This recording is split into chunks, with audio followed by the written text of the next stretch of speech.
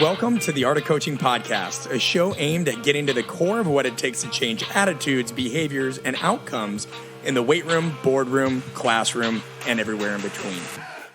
I'm your host, Brett Bartholomew. I'm a performance coach, keynote speaker, and the author of the book, Conscious Coaching. But most importantly, I'm a lifelong student interested in all aspects of human behavior and communication. I want to thank you for joining me, and now let's dive into today's episode.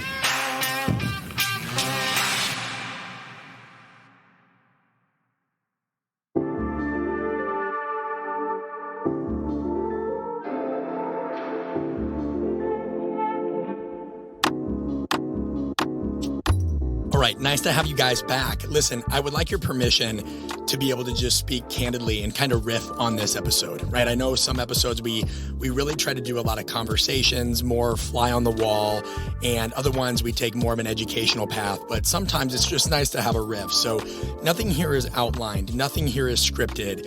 I just want to have a conversation for a moment. So please just give me permission if this is not my clearest speaking or if it seems to jump around a bit, but I think you will find something here useful. And today's episode is all about the stuff that gets in our way when we're trying to resolve some kind of conflict. This idea that, there's so much to what it takes to being a leader, a coach, a good communicator, that oftentimes we can fill our speech with so much fluff that we never just get to the point. And because we never get to the point, and because sometimes we forget to just speak like a human being speaks, that causes more conflict. And I'll give very specific examples of this. Right. One other thing I want to do is I want you guys to show some love to one of our sponsors, VersaClimber. And if you mention this episode, and this is episode 169, again, episode 169 of the Art of Coaching Podcast, to anybody at VersaClimber, you are going to get an exclusive discount. And they are doing so many cool, incredible things for many of you that maybe canceled your gym membership, or you're looking for alternative ways to train, and, a bike or maybe even lifting or something else really isn't for you. The VersaClimber is one of the most efficient tools there is. I've used it with all of my athletes, whether it's fighters, whether it's special forces, whether it's folks in the NFL or what have you. There's no better tool to get low impact, almost non-impact, really, conditioning. It's super efficient, and all you have to do is mention this episode 169, to them to get a discount. And you know what? If you're not in the market for VersaClimber, still reach out to them. Brett Collins and Kirsten are some of the best human beings you will meet. So pay them some homage, go to versaclimber.com, and at least introduce yourself. This is not just for athletes. This is not just for fitness people. This is for anybody. versaclimber.com, episode 169. All right, so let's get into the meat of this. And we decided to do this episode when we were running one of our apprenticeship workshops, and inevitably we deal with people that have conflicts. This could be the owner of a company and their staff, the staff to the owner of their company. We've had married folks come to our apprenticeships. We've had a lot of different situations, and people have a lot of the same questions, right? There's inherent, hey, how do I get this person to do this? How do I get them to see my point? How do I deal with somebody stubborn? And I want to just talk at a base level of some ways to look at this. Now, keep in mind, there's one thing I'm going to come back to again and again, and it's a quote from Alan Rudolph. And Alan says, human identity is the most fragile thing we have, and it's often only found in moments of truth. Now, this is what I mean by this. If you listen to me for a while, you get the sense that I'm a pretty intense guy. I'm wired for urgency. I can easily be perceived as aggressive, even though I'm just extremely passionate. And if you know anything about my story, especially me being hospitalized for a year of my life, you should know, or hopefully at least understand, that the reason I speak with such urgency, the reason I speak so frankly, is because I nearly lost my life at that age. And it gave me the perspective to think about the things I want to really be worried about when I'm on my deathbed, whether that's at 56, heaven forbid, or 96. But what are the things I really wish I would have said? How do I wish I would have said them? Where do I want to spend my time, right? Because time, I don't know about you guys, but time is the most valuable thing to me in the world. It is. I'm not somebody that values a bunch of objects or material things. I value time. I value travel. I value moments because I know how quickly those things can go. Now, we're not getting wishy-washy. So, again, just hang in there. And I think about these times where we're on calls with people or we're running workshops and somebody says, I'm really having trouble getting through to somebody. And I ask them, well, what have you done? And they generally just talk about, well, I tried sitting down with them. I tried asking them this and that and what have you. But it's a lot of peripheral attempts. And what I mean by that is oftentimes we beat around the bush. We do. We beat around the bush a lot. And why do we do that? Because humans are really survivors, and we will do anything we can to move toward life and comfort and peace. But we're also inherently self-destructive, meaning we start with a simple idea. We start with a simple plan. Maybe it is, hey, I'd really like this person to take more accountability. And then we're so worried that that person's going to be offended or that we're not going to frame it up in the right way that we wrap it in all this external messaging. And that external messaging inevitably leads to a miscommunication. Because remember, communication does not happen just because you tell somebody something. Communication happens when both sides understand what is said. I'll say that again. Communication doesn't happen just because you tell somebody something. Communication is a shared process of meaning making when both sides really understand what's going on. And specifically, I think of a question that we got recently of an individual that said, hey, I want to sit down with my clients, and there's a conversation I wanted to have with keeping themselves accountable. And they said, for me, it's always been hard to address because the elephant in the room, I don't want them to feel like I'm pointing the finger, but they do need to be more accountable. Now, I'm going to ask for your grace again. Of course, there are many different things that depend on context and fit and what have you. But guys, sometimes it just pays to say what you mean.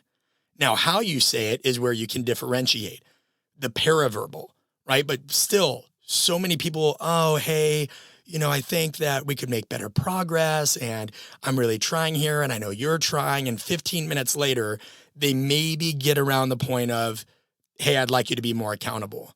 What about just taking a moment and thinking about what you want to say from a clarity standpoint? And generally, these are people you probably care about, or you appreciate their business at the very least. And saying that, say, hey, Judy, and of course, I'm making up names here. Judy, I'm struggling specifically because I really want you to do well.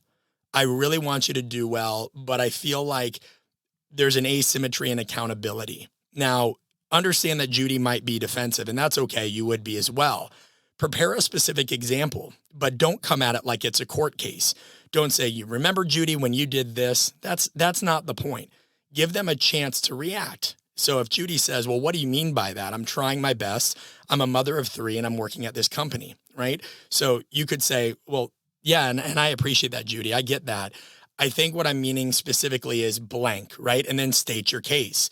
Now, you have no business going to Judy and talking to her about being more accountable if you don't have specific examples in which that accountability has wavered, right? And so you need to be prepared for that. And then you need to use a combination of seeking her advice on what would remove some of those obstacles or offering advice of your own. But as you add clarifying questions to the situation, you're going to have this shared power dynamic. Now, if that's not a strong enough example for you, I'll give you another one. And this could occur with family. I think of an instance with my family. I've told you guys before that we've had some instances in my family where people die relatively young, okay? And so between my own experience and knowing my family history, one of heart disease and cancer, we try not to beat around the bush. And one of the reasons my wife and I decided to have our son Bronson when we did is because I didn't get to know my grandfather really beyond the age of when I was 15. He had passed away, and that was my last grandparent. Well, my parents are, in their 70s, or they're getting up, my mother's going to turn 70 this year.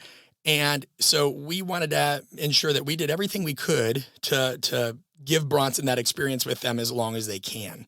Now, there were periods, and of course, a lot of it leads to COVID, but it would have been nice to have some members of my family visit a little bit more often, mainly because you want them to have a relationship again with your grandson. My wife and I are pretty autonomous. We've lived away from home since 17 and 18 respectively, so we certainly don't need them. Although we like to see our family, we don't need them to come visit. This is more for our grandson. Now, we could sit here and say, hey, mom, hey, dad, Bronson's getting bigger and this and this and this. Or you can just come right out and say, hey, I'd like you to see Bronson more. I understand travel is complex and you have a lot going on, but is there a time you could get down here? Could we work that out in the coming weeks? That's just clear, guys. That's clear, but so many people, because of the situations that they're in, either it's family and, we all know how families are, right? They can misinterpret a lot of things, or maybe it's a paying client where you're scared of losing them. It is our fear in some capacity of not being liked, of somebody being angry with us or what have you, that keeps us from just getting our message across more clearly. But you would be surprised, right? And you think of it as a business owner as well. Think about what happened during COVID. Think about how many businesses just came straight out and said it. Hey, we're suffering and any support is appreciated. If people were that honest in 90% of their marketing messaging, right, they'd probably do a lot better the rest of the time, not just COVID. You think about these things and you think about all the back alleyways that people try to get you to support stuff or to buy stuff. There's a lot of people that will trick you out there. Shoot, you think about it in the apps that you download. Me and my coworker, Allie Kirshner, were talking about this the other day.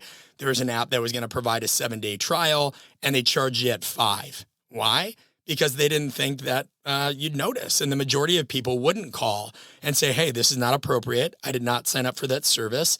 And this is an issue. Now, let me give you a more complex example, right? I think of times from a customer service standpoint, I've reached out and there's been an issue with the company. And I think about it recently. We ran an event in Phoenix. We had an erroneous charge, and I'm trying to give you guys a lot of examples so you can pick up on this. And we had been charged an underage fee by a car rental company and a fairly exorbitant amount. Now, I'm 35. I shouldn't be charged an underage fee based on the company's policies and procedures. So inevitably, we have to elevate the dispute to the credit card company. And there's nothing I hate more than dealing with customer service, because as many of you can relate to, you're just put on hold. Constantly, you're shifted to somebody new. It's long wait times. And as you heard me say earlier, time is really important to me, as it is many of you. So after dealing with this for a while, I finally get to my credit card company and I speak to them and I say, hey, I'd like this charge removed. Well, Mr. Bartholomew, have you tried talking to the vendor? Yes, I have. Here was the result. And we went on and on and on and eventually said, okay, we'll remove the charge.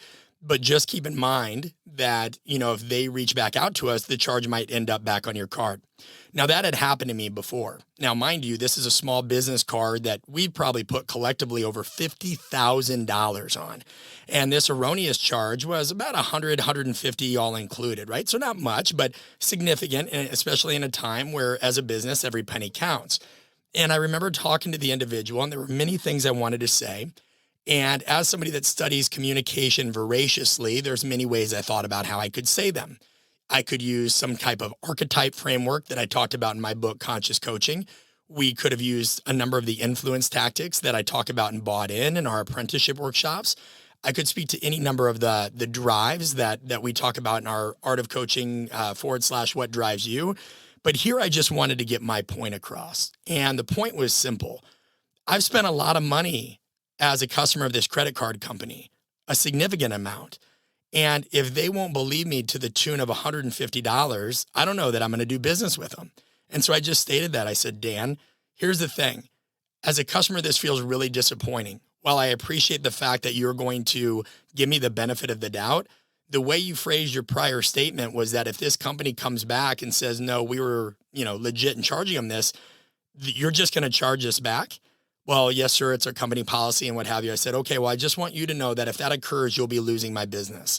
And I didn't say it in a threatening way. I just said it in a straightforward way. And that's because sometimes, guys, that's what being assertive means. Being assertive does not mean you're aggressive.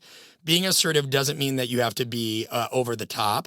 Sometimes being assertive just means disclosing something in a very concise, relatable way. It does. And we do this on the podcast as well. I can sit here and say, oh, guys, hey, everybody listening, I hope you're getting value out of this. And, we count on your support and all this stuff. Or I could come out and just say, hey, guys, we really like doing this podcast. And more importantly, we like doing it for you. If you have a moment, leave a review, because reviews really help us. And many of you understand because you're in a service-based industry where word of mouth and reviews are important to you. So if you have a moment, or if you could just take a moment, leave us a review, right? Like, do you see how straightforward and honest that is? But if I sit here and worry about how you're going to perceive me for asking for an honest review, then it muddies the message and you guys are going to get annoyed with me. So I want you to just think about something for a moment. Please do a 24-hour recall or a 36-hour recall. Guys, do a month-long recall, whatever. And think about a time where you conveyed a message to somebody, whether it's your significant other, a coworker, an intern, whoever. If you say prayers at night, maybe it was that. Whatever it is, think about where you just really didn't know what to say, and you ended up saying something in a way that was way more convoluted. Or, hey, I didn't mean for it to come across like that. Or, man, like, I don't know if my message got across. And just draw some columns here. Put in one column what you really wanted to say at its most base level, such as, I'm sorry, or I'd like you to be more accountable, or I feel like I can't trust you, or, hey, I really appreciate that. Whatever it is, what did you want to say? What was the core of the message? If it was on a newspaper headline, what would the story of the day have said? And then think about on the other column, what actually came out, right? And you don't need to remember it word for word. That's not important. But what I want in that third column then is a list of ways they may have misinterpreted that. Now, I appreciate that you can't read minds, okay?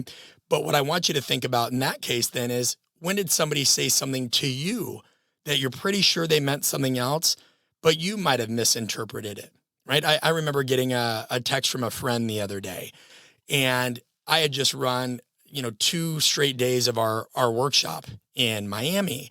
And these are 16-hour days, right, guys? Like, in terms of in total, right? We start at 8 to 5, and sometimes we wrap early, but a lot of it is led by me.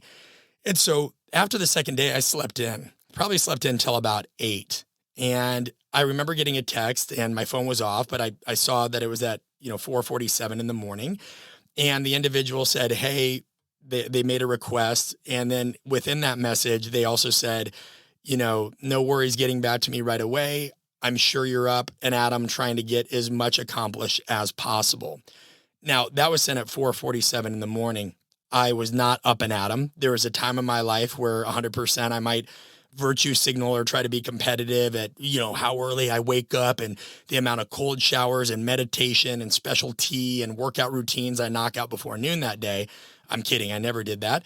And then there's reality. And so, but when I thought about that, I remember looking at my wife, Liz, and I said, I don't really know how to take this. They're sending me a message at 4:47 kind of saying, hey, I'm sure you're up and at 'em and ready to attack the day. Is that kind of like a kick in the pants of, if I'm not up and at 'em, that I should take that personally?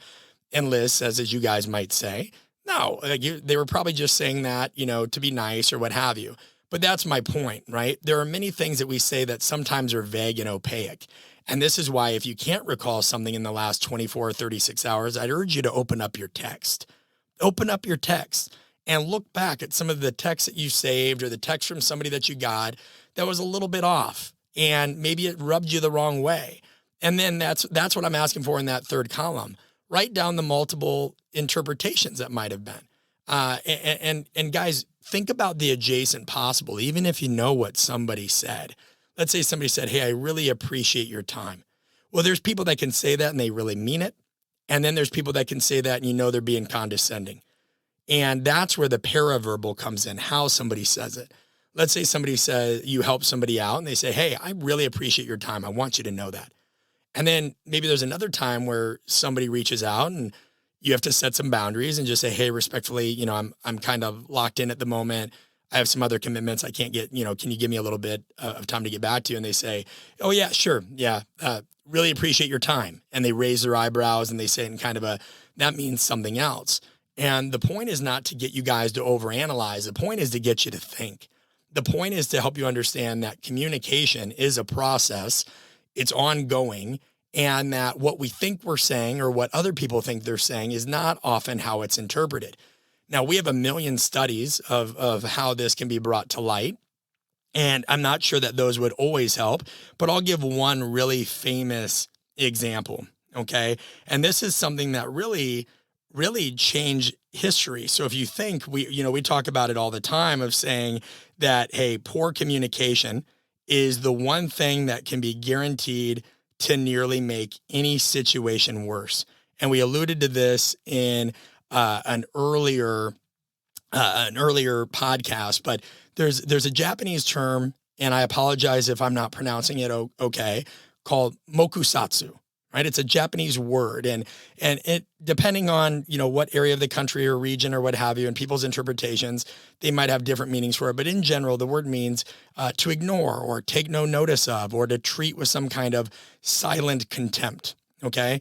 And when we think about this, there was an issue in World War II, and this was after the Potsdam Declaration, where there was a conflict with America and Japan, fairly notable conflict, right, related to Pearl Harbor. And the Japanese emperor was warned by America that, hey, there's going to be some retribution. And I'm oversimplifying here for the sake of time, but they asked for a comment by the Japanese emperor. And he had used the term Mokusatsu. And what he meant by that is essentially like, we haven't reached a decision yet in terms of what we feel about America's warning or their declaration, right? That maybe is what he meant. And we don't know. And there's a lot written about this, and there's articles about this as well. But that was misunderstood, right? That was misunderstood by the United States as saying it wasn't worth commenting on. And to this day, this argument continues to resurface. This idea that Mokusatsu was misunderstood and that this misunderstanding interrupted that negotiation for a peaceful end to World War II, and that resurfaces. But the point is shortly after America misinterpreted that word, there was a bomb dropped that changed the course of history forever.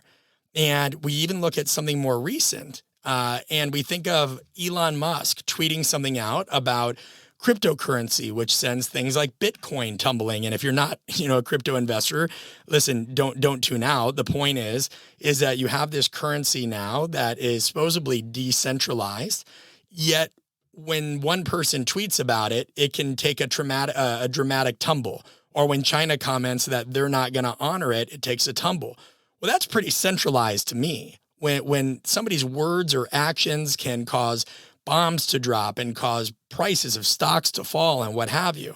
And what happened originally is people said, well, when Elon Musk tweeted this out, they thought that he had sold all of his Bitcoin. Elon Musk did no such thing.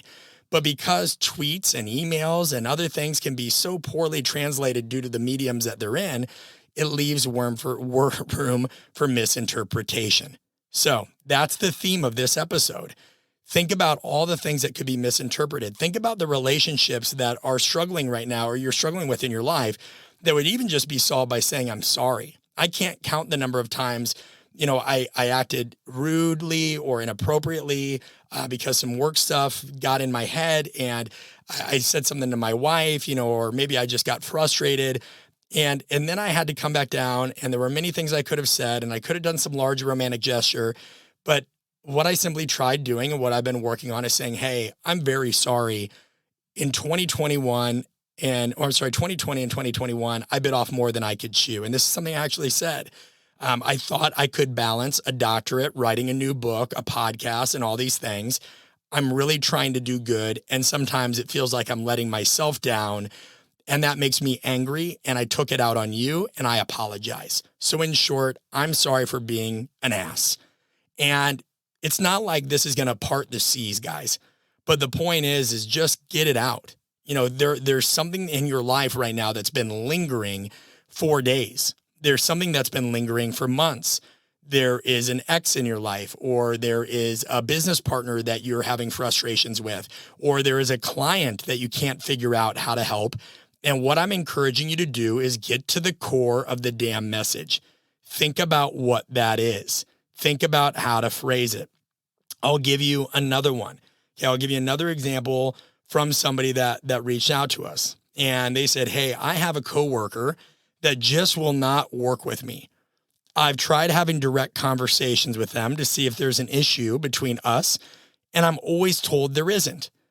But he continues to be very short with me when I try to talk to him about anything. Whenever I ask him a question, he immediately seems to get offended and even walks out of the room while answering the question, if he answers at all. And I think this is something a lot of people relate to. Now, if I want to get really technical, we could break this down, and I want you to do it with me. Okay, so when they say, how do I work with a coworker that will not work with me? I could say, well, what do you mean by not work with you? What are they doing? Is there silent protests? Are they not joining team meetings? What we need to know what that means if we're really technically going to break this down and have a true case study. We also would want to know how long that coworker's worked with them. Is this a lateral colleague, right? Is this somebody that is in the same position? Is this somebody that's a superior? Is this somebody that's a subordinate?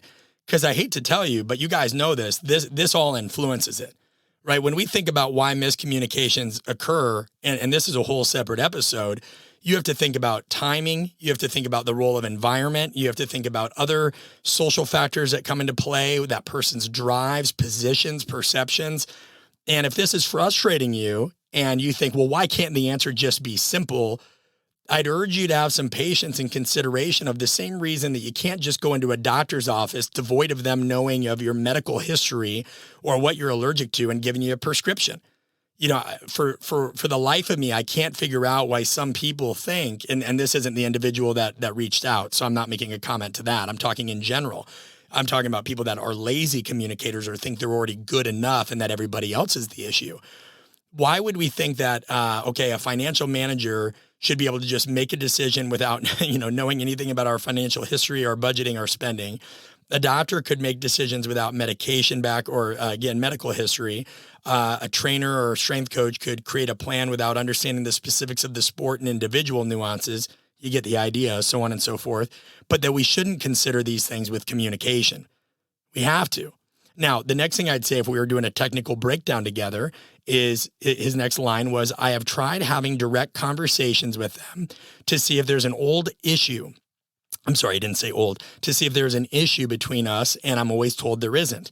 So that leads into, guys, what is a direct conversation? What does that mean? What is this person's interpretation of a direct conversation? Is it, hey, let me give them fake names here. Let's say it's Frank and Suzanne, right? And let's say, hey, Frank, I feel like something's wrong. Is that a direct conversation? Or is it, hey, Frank, what's going on? I feel like there's something between us. What's going on? Right? Is that a direct conversation? Or is it, hey, Frank, are you good? Is that a direct conversation? We don't know, because everybody's version of what is a direct conversation is going to be different. You talk to somebody in the northeastern part of the United States. Let's look at Boston, in the city of Boston or New York City. A direct conversation's about to be very direct. There's other parts of the country where people might not like confrontation because it's not part of the everyday hustle and bustle of life, and they could consider somebody direct or perhaps too direct if they stare at them for too long. You never know. So that's something else we have to look at. What is a direct conversation that we mean to us? Because when that person says, well, no, there's not, think about what we said earlier, right? Humans are survivors. We'll do anything we can to move towards comfort and peace. So that person, maybe they're not very confrontational. Maybe they're intimidated by this individual. Maybe if it's a superior especially or another colleague, what's the history between them? Because that can make somebody not want to chat with you as well. So then they say, but they continue to be short with me when I try to talk to them about anything. Well, what are those examples? And he does a great job laying that out. Whenever I ask him a question, he immediately seems to get offended and even walks out of the room. Okay, so what kind of questions are you asking? Are these direct questions? Are you just saying, hey, what's the deal? Why are you angry? Why are you being so short-tempered? Why are you being weird with me? Or is it, hey, did I do something that may have upset you? What could I do to make this situation better? Anything like that. Or just get to the damn point and say, hey, I really want to do a good job. I imagine you do as well. I can't help but think there's friction and I'd really like to resolve it, right? Because that's really what you're thinking. When you go to work with a pain in the ass colleague and you haven't, if you haven't done that, by the way, yet, you will. But if you go to work with a pain in the ass colleague, you always have to think, first of all, are you the pain in the ass? Because we're all a pain in the ass to some degree. So you have to think, where am I a pain in the ass? And then, man, I really don't want to deal with this today. How could I resolve this?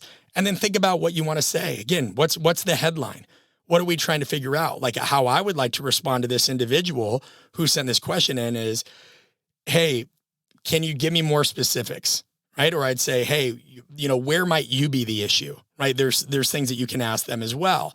So then the other thing I want you guys to pay attention to is when he said, whenever I ask him a question, he gets offended and walks out of the room. while answering it if he does at all. Well, what room? Are you only having this conversation at work? I once had an issue with a colleague, and they were tremendously hostile at work. But then when I asked them to have lunch with me and we found a third, kind of a third home, right? If you consider that concept of, your house is your first home, work can be your second home, and the third home is like the safe space, like a restaurant or a coffee shop or whatever. I tried to find some neutral territory and I offered to pick up the tab. And that conversation went a lot different, right? It went a lot different. Now, I don't know if that's going to work for you.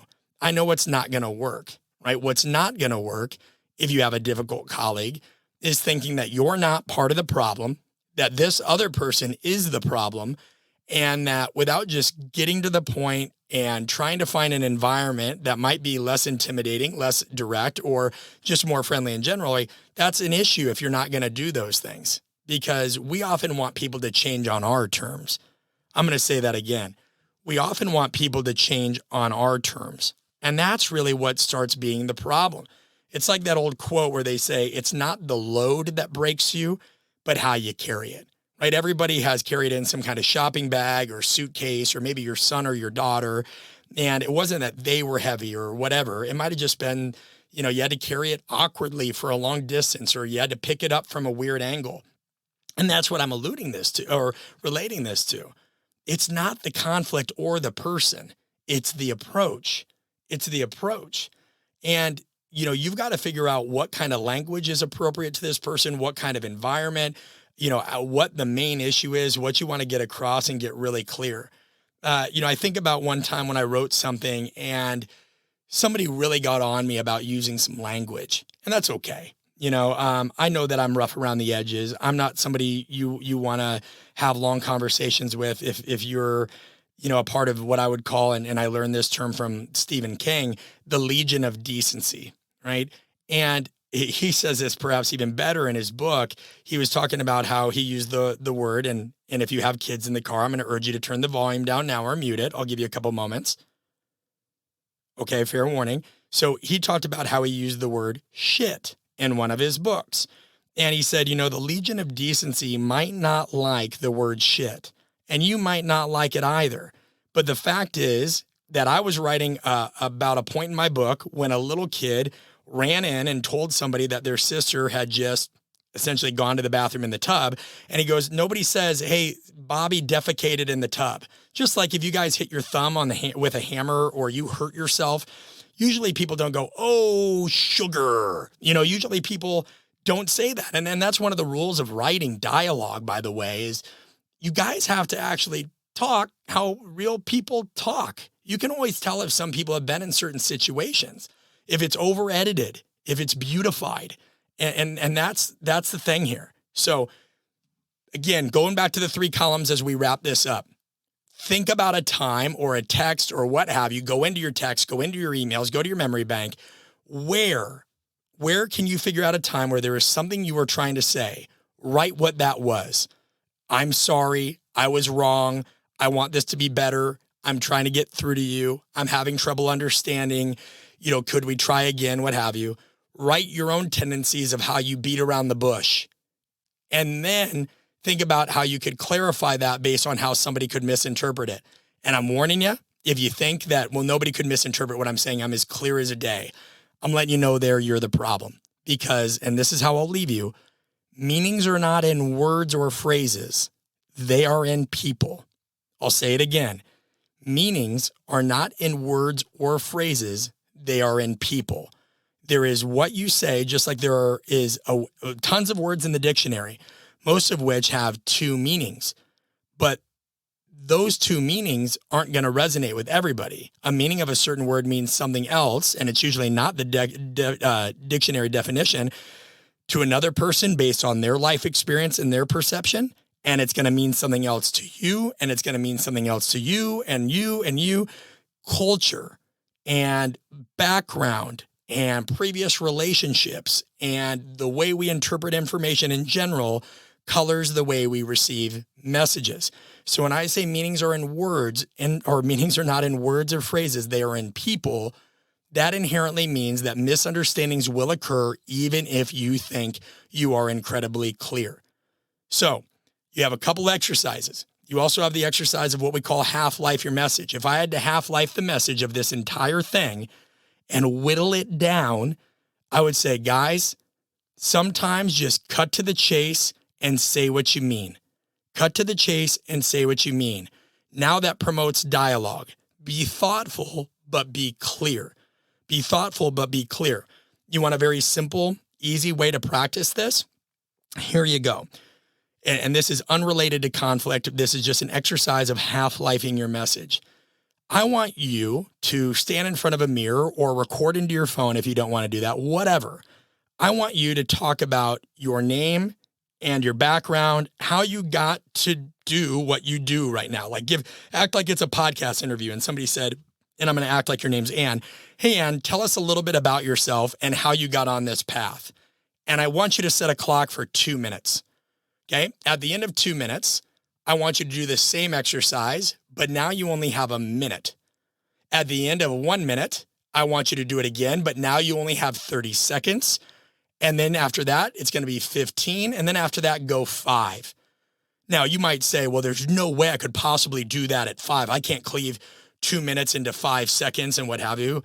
Yeah, you can, because this is an exercise in what's called message prioritization. And that's what this episode is about. Speak like a human being, get the points out, and you will be amazed at how much fluff comes out of there.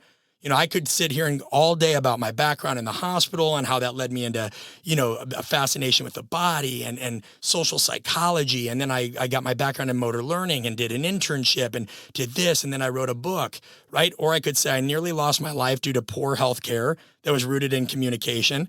That made me fascinated with human performance and solving people problems of all kind. And now that's what I do for a living. Boom, under 10 seconds. Now, if somebody wants more context, I can do that, right? You think of this the way that when a barber or hairstylist does your hair or trims your beard, what do you do for a living? Guys, they're not really listening beyond 10 to 15 seconds. So you have a lot of exercises here, but this is how you can solve a lot of your problems. Quit beating around the bush, be respectful, be kind, but be clear and concise, and do a recall of these things and half-life your message. Listen, if this stuff helps you, and I'm going to be clear here as well, we have an app called Marco Polo Channels. And in that, we have weekly conversations about communication, stuff behind the scenes, stuff that I don't even share on this podcast. I'm not going to oversell it. If you enjoy listening to us and you want to learn from others, sign up for it. Do we charge for it? Damn right we do. We charge for it because we take a significant amount of time to do this content and make it useful. We also pay to use the platform. So you can go to artofcoaching.com/channels, artofcoaching.com/channels, and check it out.